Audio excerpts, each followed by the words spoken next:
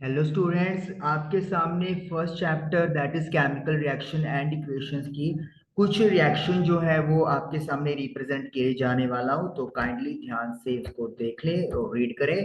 सबसे पहले हमारे पास रिएक्शन है, मिथानॉल का रिएक्शन है और ग्लूकोज की प्रिपरेशन रिएक्शन है। ये रिएक्शन आपकी एनसीईआरटी में कवर की हुई है विद स्टेट सिंबल्स। रिएक्शन आपके सामने है।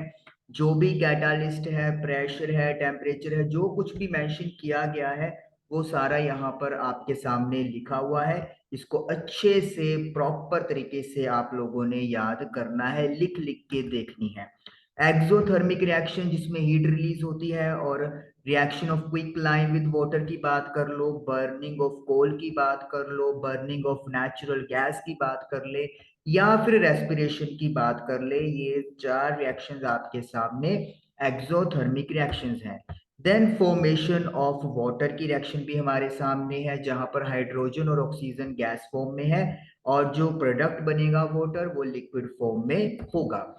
डिकम्पोजिशन रिएक्शन जिसमें एक सिंगल रिएक्टेंट मल्टीपल प्रोडक्ट्स में डिवाइड होता है, चाहे फेरस सल्फेट की रिएक्शन हो, चाहे लाइमस्टोन की हो, चाहे लेड नाइट्रेट की हो। ये सभी तीनों reaction in the presence of heat होती हैं। थर्मल डिकम्पोजिशन रिएक्शन बोलते हैं। नाइट्रोजन डाइऑक्साइड, इसका कलर ब्राउन होता है। फेरस सल्फेट का कलर ग्रीन होता है। जो क्रिस्टल्स होते हैं हीट करने पर वो व्हाइट हो जाते हैं और फर्दर डिकम्पोज होकर फेरिक ऑक्साइड बनता है जो कि रेड ब्राउन कलर का होता है। देन डिकम्पोजिशन रिएक्शन चल रही है। वाटर का decomposition in the presence of electricity, silver chloride और सिल्वर ब्रोमाइड का decomposition in the presence of sunlight.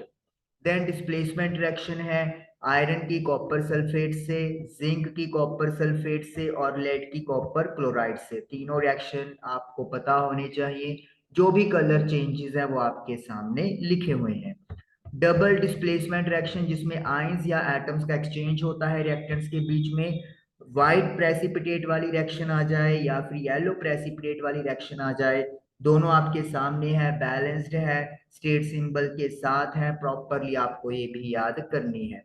Redox reaction जिसमें ऑक्सीडेशन और रिडक्शन होता है, और कॉपर की चाहे बात कर ले, कॉपर ऑक्साइड की हाइड्रोजन से रिएक्शन कर ले, मैग्नीशियम का बर्निंग कर ले, ये तीनों हीट की प्रेजेंस में होंगी। तो ये तीनों रिएक्शन भी आपको पता होनी चाहिए। These three reaction all are redox reaction. अभी रिडॉक्स रिएक्शन चल रही है। जिंक ऑक्साइड की कार्बन के साथ रिएक्शन की बात कर ले, या मैग्नीज ऑक्साइड की हाइड्रोक्लोरिक के साथ रिएक्शन की बात कर ले, ये भी रिडॉक्स रिएक्शन में आती है। Thank you.